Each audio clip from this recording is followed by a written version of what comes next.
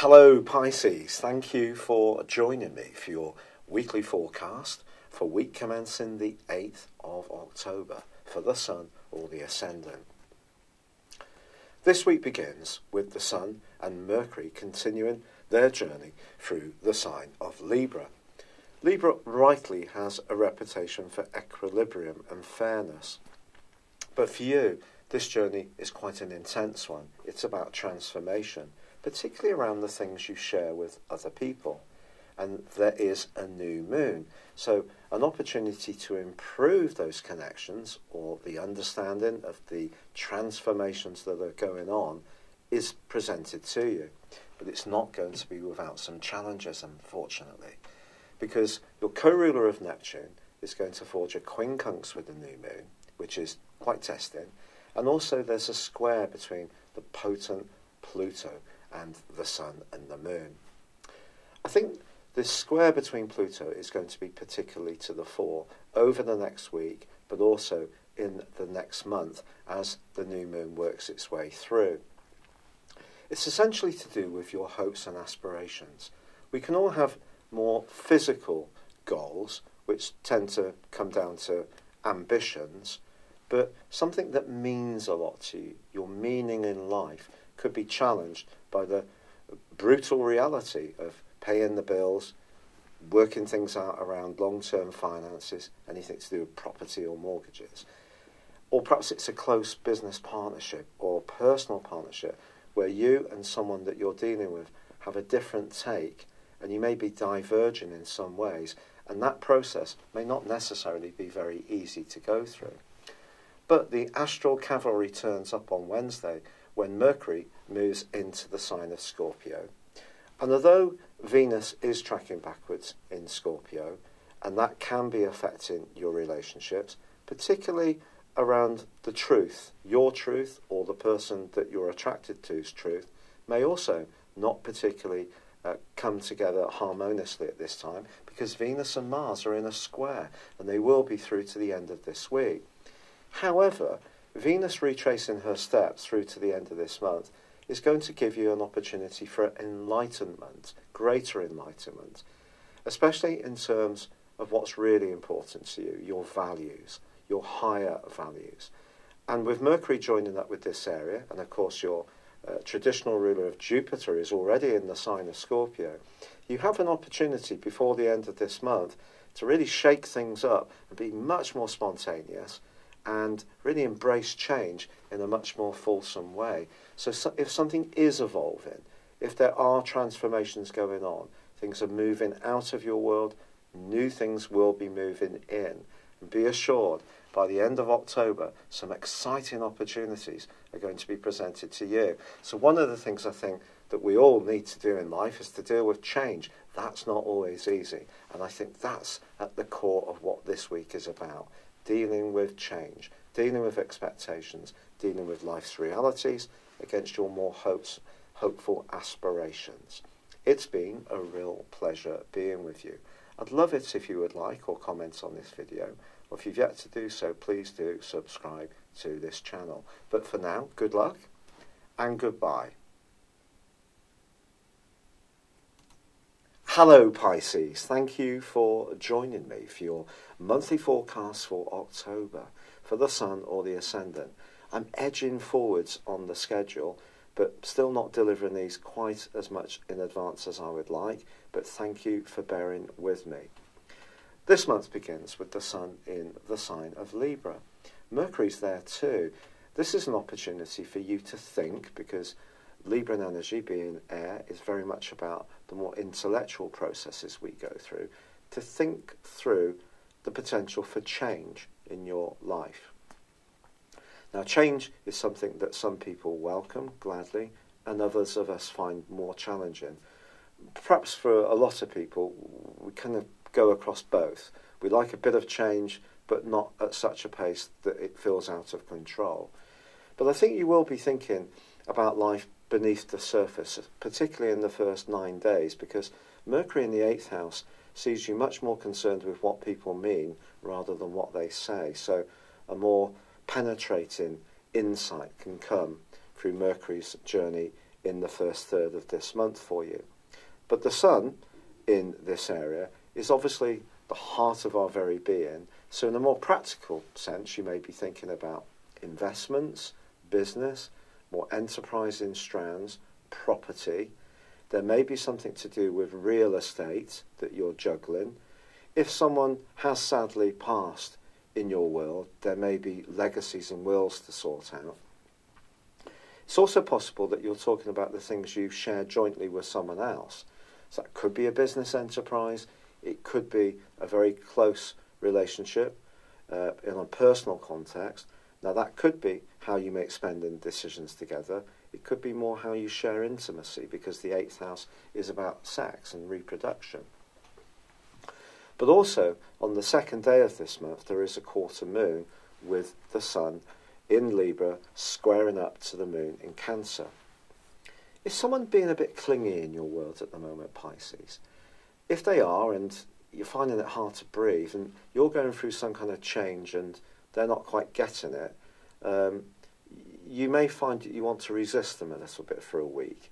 Then again, if you're finding the change difficult, are you holding on to something or looking to hold on to something? In a more complex way, there could be a romantic relationship, which is, the green-eyed monster is really showing itself across that week. Just be conscious of that. As ever with astrology, it's not one-way traffic. It's not just how it affects us, it's how we affect other people. That's the fascinating part of it. But you probably have heard about Venus's retrograde this month, and that begins on the 5th. Now, Venus, of course, is the planet of love, and in the 9th house of Scorpio, your sister water sign, it's about the truth of your relationships. But the retrograde can work out in so many different ways. It could see you rethinking an existing relationship. It may see you thinking about someone from your past. It may see you develop a more profound affection for someone, or it may see you moving out of a relationship. There is not one set outcome that's going to happen. And anyone who says there is just not being truthful, quite frankly. And of course, it's not just your zodiac sign, it's your natal horoscope, your draconic horoscope, and also your directions and transits that influence what's going on for you. So it's a complex influence, Venus retrograde, but one of the things it can influence that's less known is money. And with this energy in the sign of Libra, which is about resources, longer term resources, it's possible that some kind of contractual situation is being discussed, or a relationship to do with business where you need to come across in a good way to people. So integrity around relationships is vital for you on the back of this retrograde. Now on the 9th of the month, there's a new moon. So if you are wanting to launch a new business, get closer to someone who's really important to you, on the face of it, this would be a fine time to do so. But this is a very complex new moon because it feeds into Neptune, your modern ruler, which is in your sign at the moment. And you've got a bit of a toggle to do here between what's right for you, the individual, and what's right for some kind of unified approach. And sometimes that's hard to achieve. Neptune gives you that lilting, emotional, shifting sands type part of your nature where your perceptions are always altering, which makes you so fascinating and wonderful because it means you're not stuck. You're always evolving. But just finding out where you exactly stand about some kind of very close involvement may be a bit of a challenge. But the bigger challenge, I think, comes from Pluto. Pluto, since 2008, has been in your sector of friendship, of long-term plans, of higher principles. And it's in a right angle with the Sun for 1 week from the 9th. The Sun square Pluto is one of the most difficult of all planetary aspects. Let's get right down to it. And sitting as it does on the new moon, we're bringing the moon into the equation, so it's very much more emotional. I think there may be something that needs to evolve in your world that you could be resisting, or someone close to you could be resisting, the 8th house. So something you share may be changing around your future, which is what Pluto is governing. Pluto is also about secrets. It's also about power. So something is changing and has been for some years. And with Saturn moving into this sector in December the 20th last year, of course Saturn is a much more repressive influence, but Pluto is a much more deep lying agent, if you like. So something deep within you is altering. Something within your circumstances can alter. It may seem as if it's coming from outside of you, but at some level, it's probably good for you, even if it doesn't feel like it. It's really that profound.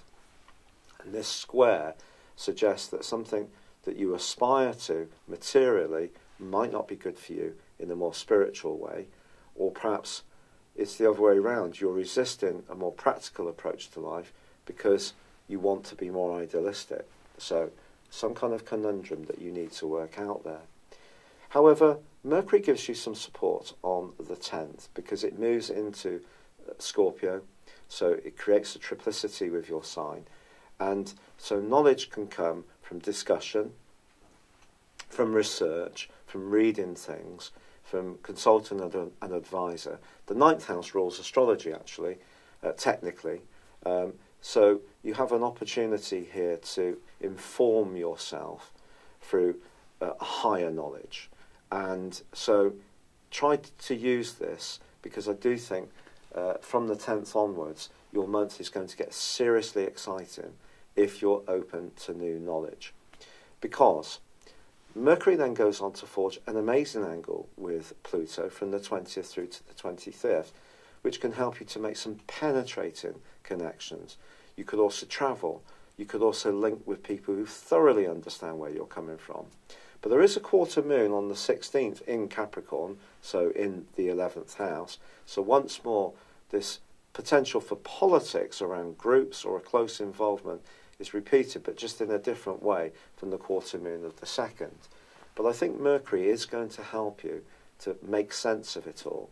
And then the Sun moves into Scorpio on the 23rd. And this is really going to be a critical phase of this month, because however much we talk about Venus's retrograde, it's when its rewind meets with the Sun, which occurs around about the 23rd, 24th, that you have a conjunction there which is so potent, because the pair are going to be in opposition with Uranus. Now, I haven't mentioned Uranus so far, but Uranus, of course, was squaring up with Mars from the middle of May through to the end of last month. Now, fortunately, that's come to a close.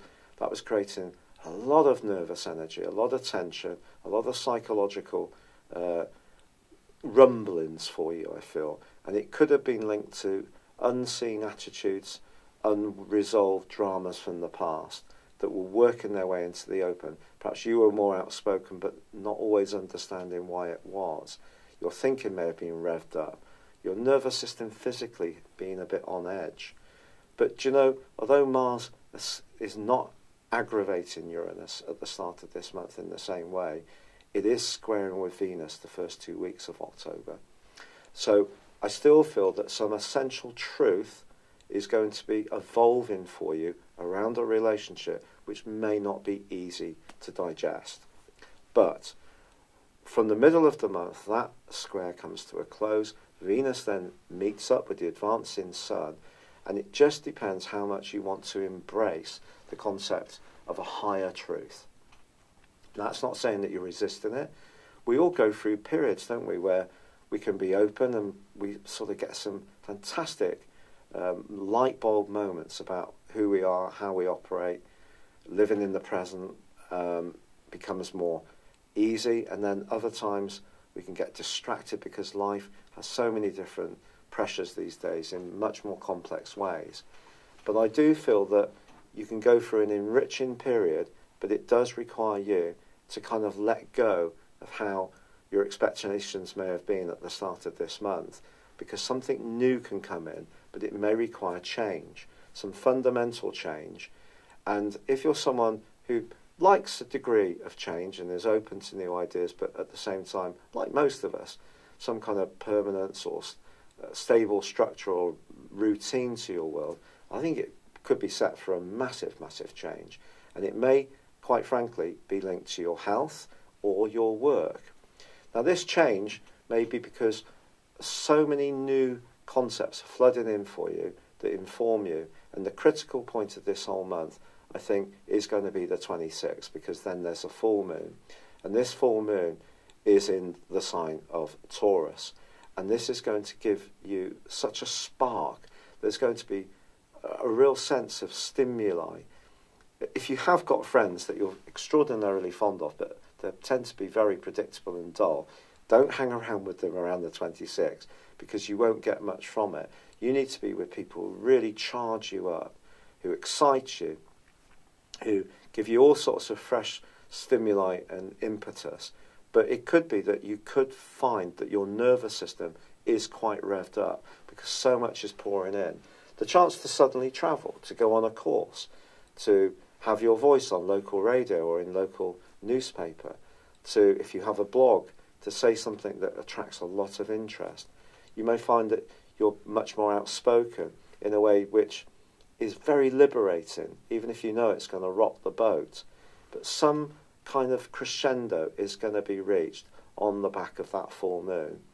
And part of this comes from the fact that there is a grand fixed cross that's going to be activated around about that time, from the 23rd to the 26th, which is going on between the North Node, the point of destiny in Leo, which has been since May 2017, activating your health sector and also work, but also the more psychological sector of your world has been activated by the South Node, which is to do with karma. And all this comes up to a boil at this point. Because it's fixed, we can try to resist it, but the way it's manifesting in your horoscope suggests change. So the more you try to resist it, the greater the pressure will be, I feel. So it's kind of like embracing the Jupiterian traditional rulership of your sign, which is about optimism, and it's about knowledge, and it's about confidence, it's about faith, it's about spirituality, whether in a modern context or a more traditional religious context, that something evolves for a reason. It's karma. Your sign is all about the accumulation of all the knowledge and the energies of the other 11 zodiac signs. That gives you a huge gift, and that gift of knowledge can really be activated at the end of this month. But it could mean that some ways that you've been need to change, need to be updated, need to be shook up. So it's a bit like getting the Tower card in tarot. If you like tarot and you get the Tower card, it's always a bit of a foreboding card to get, isn't it? It's almost like things are shook up where we don't necessarily have full control. But very often something very good follows after the tarot, after the Tower. You're coming into the sunlight of your knowledge and your ability to shift, to not be fixed. So if anyone can deal with this fixed grand cross, well, it's going to be you. And because of that conjunction between the Sun and Venus, so Venus may be retrograde, but it's given you the opportunity to rethink your knowledge around relationships. So you need relationships that are based on truth. That's the bottom line. And the most important relationship we ever have in life is with ourselves. So it's a very profound month, I feel, Pisces, packed full of opportunities.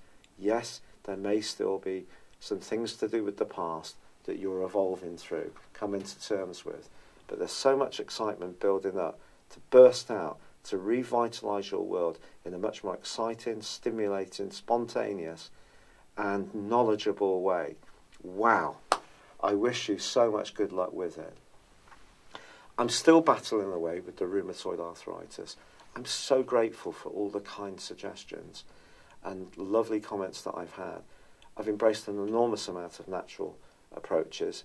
At the moment, it's not preventing the rheumatoid arthritis. The consultant thinks I've got a very aggressive form of it, but obviously I'm trying to do everything to bring the inflammation down in my system. But I'm so grateful for your support. I hope you have a lovely October. Thank you so much for joining me. I'd love it if you would comment or like this video, or if you've yet to do so, please do subscribe to this channel. But for now, good luck and goodbye. Hello, thank you so much for watching my video. I'd love you to join me at my Horoscope Ace app. You can find this at www.horoscope-ace.com. You can use it through Android, iOS, Apple or Facebook. Check out your ascendant or your moon sign or download your free birth chart. There's all your favourite videos, plus there are daily, weekly, monthly and yearly horoscopes for general, love, Chinese and Indian astrology. If your passion is tarot, there's my brilliant 3-card money or love tarot readings too. And it's all there at www.horoscope-ace.com. Thank you.